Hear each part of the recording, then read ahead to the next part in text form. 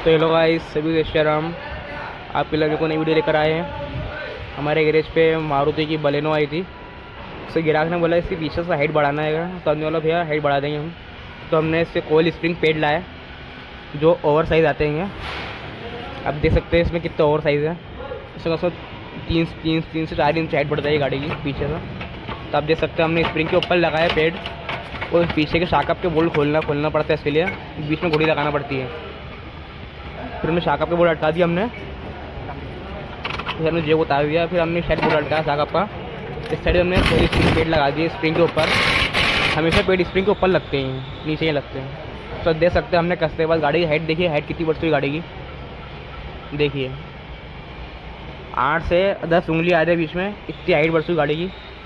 देख सकते वीडियो आप। तो दोस्तों अगर आपको वीडियो अच्छी लगी हो तो लाइक एंड सब्सक्राइब करके जाए। सीताराम।